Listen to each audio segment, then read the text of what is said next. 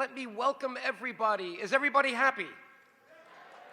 Are you happy to be American? And for those Albanians here, and there are many of them, are you happy to be Albanian? Thank you so much.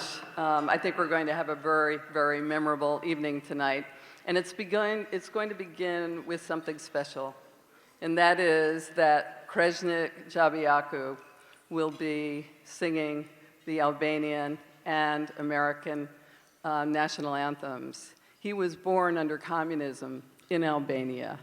He left in the 1960s, but before he left at a very young age, he was a soloist in the Albanian National Opera. He has since played internationally. He is internationally acclaimed throughout the United States and Europe. Please stand for the national Albanian and American anthem.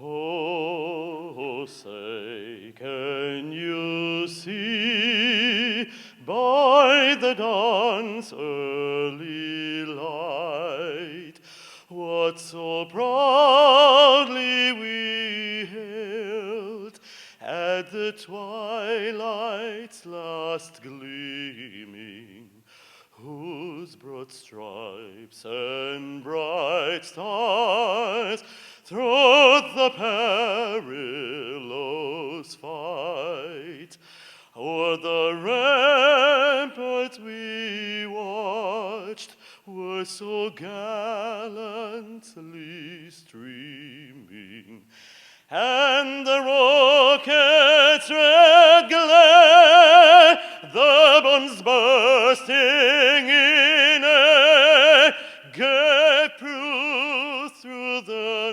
night that our flag was still there. Oh, say does that star-spangled banner yet wave o'er the land of the free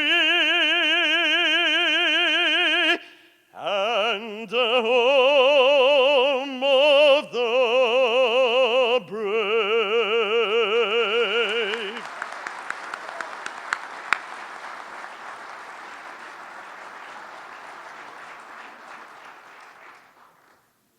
Now for the Albanian. The Albanian national anthem. Rreth flamurit të përbashkuar me një dëshirë e një qëllim, të gjitha tje duke u betuar, të lidhim besën për shpëtim. Prej lufteve që I largohet, që është lindur tradhëtor, kush është të burra, nuk friksohet, por vdes I një dëshmor. Prej lufteve që I largohet, që është lindur tradhëtor, kush është të burra, nuk friksohet, por vdes si një dëshmor.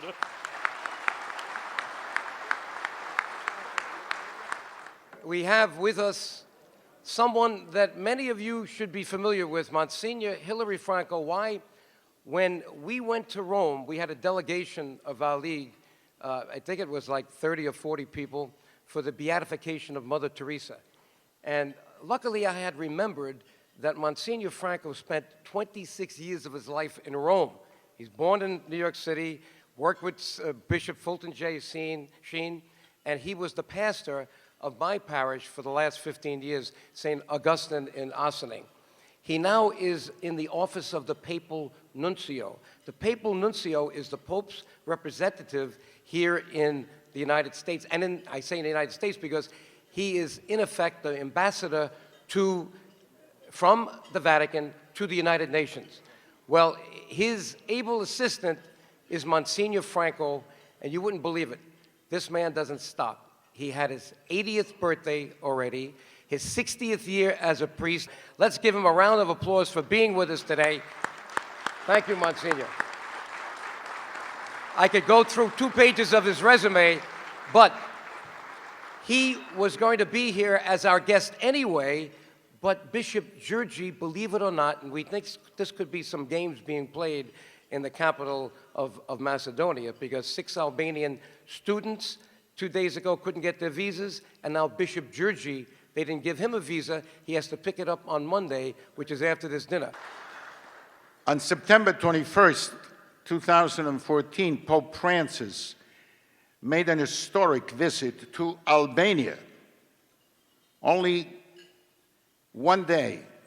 But there he publicly recognized Albania as a unique country, and I quote him, where peaceful coexistence and collaboration exist among all religions.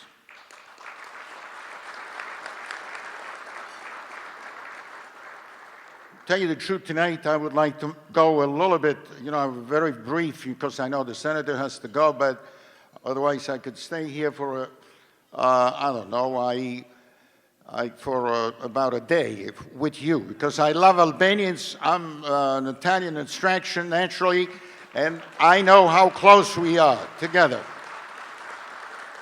But I do have to tell you that I would like to go a little bit beyond, because remember, tolerance is something, you're up here, the others are down there. I would like to have an equal way of understanding tolerance for all religions, all men of goodwill in the world. That's how we are going to change the world itself. Now, I'm sorry that His Excellency Archbishop Bernardino Ausa, the permanent observer of the Holy City of the United States, could not be here tonight. But this is a great opportunity for us on the occasion of your 25th anniversary to applaud Albanians in Albania and other Albanian lands in Southeast Europe, in Kosovo, Macedonia, Montenegro, the Preševa Valley in southern Serbia, and Chameria in northern Greece, as Muslims, Catholics, Orthodox Christians, and Jews who have lived side by side in harmony for centuries. I want to praise the critical role that Albanians in Albania and Kosovo played in saving Jews during the Holocaust. And I want also to acknowledge the significance of the theme that you have chosen this year, saluting Albanian religious in an age of intolerance. In an era when every day we witness the worst forms of intolerance in the name of religion, it is important to share with the world the action of the Albanian people, a majority of whom are Muslims, and who to this day embrace each other as Albanians first, and then as people of different faiths second.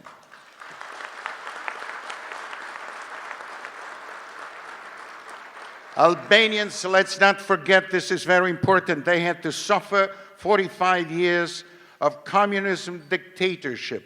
I still remember one of your wonderful priests, Father Luli, who came the year 2000 in front of St. John Paul II, and I was present to tell us how much he suffered under communism dictatorship, in which all religious expressions were suppressed under threat of death. Pope Francis, and I conclude with this, during the Mass in Mother Teresa Square in Tirana last September, recalled the decades, and I quote him, of suffering and harsh persecutions against Catholics, Orthodox Christians, and Muslims only because of their faith, and called Albania a land of martyrs in which many bishops, priests, women religious, laity, clerics, and ministers of all other religions paid for their fidelity with their lives. And this is why tonight, my dear friends, I would like to invoke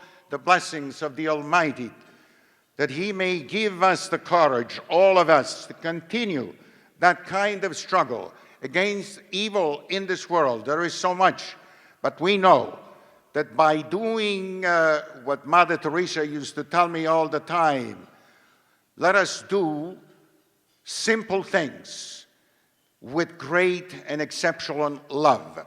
I'm asking the Lord to give us the strength tonight. May He be with us wherever we go, whatever religion we belong to, so that the world in which we live may be a different world, a better world. Let us do so. Thank you. Monsignor. Wonderful. Thank you so much. Okay. We have a short video, and Monsignor Franco, one of your good friends, Cardinal Egan, who just passed away, by the way, was nice enough in 2008 to allow us to use St. Patrick's Cathedral, that wonderful place, for an interfaith prayer service. So we had an imam, we had a rabbi, we had Bishop Georgi there. Amazing grace, how sweet the sound that saved a wretch like me. My dear friends in the Lord, once again, I welcome you most sincerely to St. Patrick's Cathedral for this beautiful Independence Day celebration. I could not be more delighted to be with you and to share with you prayer and to share with you joy because of what has been achieved by the people of Albania. In the history of humanity, I don't think it's any exaggeration to say the Albanian people have suffered as much as perhaps any people in all of this world. The Romans, the Visigoths, the Huns, the Slavs, the Serbs, the Turks, the Soviets, the Stalinist communists, they've all been part of what has been a tragedy, an undeserved tragedy for a good and noble people who, because of their strength of soul, who because of their faith, who because of their innate goodness, withstood the worst attacks that could possibly imagined, and now stand before the world a free people, a people independent, a people looking to a bright future. Your Eminence, thank you so much. It was about 6 months ago that I was with His Eminence at a Catholic youth organization dinner, and I was telling him about the traditions of the Albanian people and how so many people of the Muslim faith actually go with their friends and family members into the churches, the Catholic churches, Your Eminence, for Christmas and Easter. And I said, wouldn't it be wonderful if we could do something on Albanian Independence Day, especially this year when we expect the independence of Kosovo, so that all Albanians and others of different faiths, Catholics, Orthodox, Muslims, Jews, can pray together. Shirley and I, Your Eminence, just returned from Jerusalem. It took 4 years to take the photos of almost 200 Albanian families who saved all the Jewish people that were in Albania, about 200, and another 2,000 that managed to escape from Yugoslavia and Western Europe. That is now in Yad Vashem, and it shows the tolerance of the Albanian people, majority Muslim, but Orthodox and Catholics, that they risked their lives in order to save those guests in their homeland, the Jewish people. And that exhibit is coming here in New York on January 27th on Memorial Holocaust worldwide Memorial Holocaust Day at the United Nations. So, Your Eminence, this was a wonderful way to follow up on that exhibition. And I think in the spirit of Mother Teresa and St. Francis of Assisi, we have to remember that tolerance is the only way that anything can be gained in the world, to respect others for who they are, and hopefully they will respect us.